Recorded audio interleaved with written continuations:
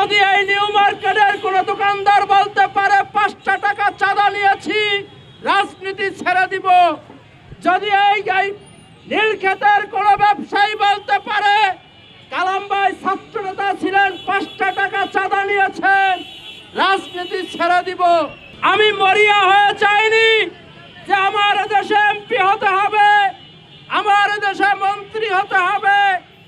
কারণ যারা এমপি মন্ত্রী হয়ে লুটপাট করবেন তারা মরিয়া হয়ে গিয়েছেন। আমার কোনো লুটপাটের ইতিহাস নেই। আমি এই ঢাকা বিশ্ববিদ্যালয়ের পরিবেশ পরিষদের মেম্বার ছিলাম।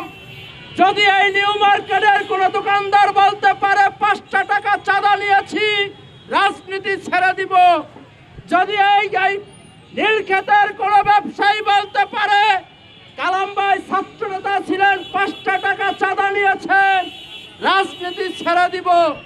যদি এই পাশের কোনো দোকানদার বলতে পারেন কালাম ভাই ছাত্র নেতা ছিলেন, আমাদের কাছ থেকে একটি চাও ফাও খেয়েছেন, রাজনীতি ছেড়ে দিব।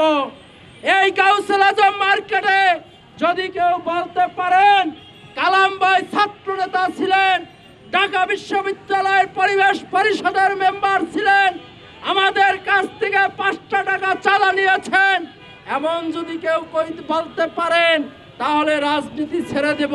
এই রাজনৈতিক পরিবারে আমার জন্ম।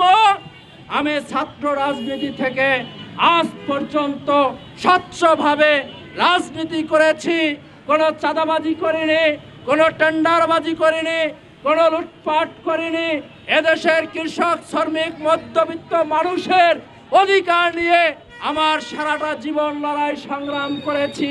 যদি আপনারা সামনের দিনেও মনে করেন আমাকে আপনাদের পাশে রাখবেন, এই আসনের এমপি বানাবেন, আমি আপনাদের পাশে থাকব এবং আমার সর্বোচ্চটুকু দিয়ে চেষ্টা করব আপনাদের পাশে থাকার। একই সাথে অতীতের মতো বলতে পারি কোনো লুটপাটে অতীতেও ছিলাম না, বর্তমানেও নেই, ভবিষ্যতেও না থাকবো না। আপনাদের যদি ইচ্ছা হয় আপনাদের পাশে রাখার, আমি আপনাদের পাশে থাকব।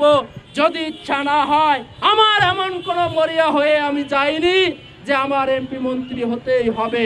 কারণ আমি কোনো লুটপাটের সাথে জড়িত না। আমি সৎভাবে রাজনীতি করেছি সারা জীবন। যদি সেই সততার মূল্যায়ন আপনারা করেন, আমি আপনাদের পাশে থাকব।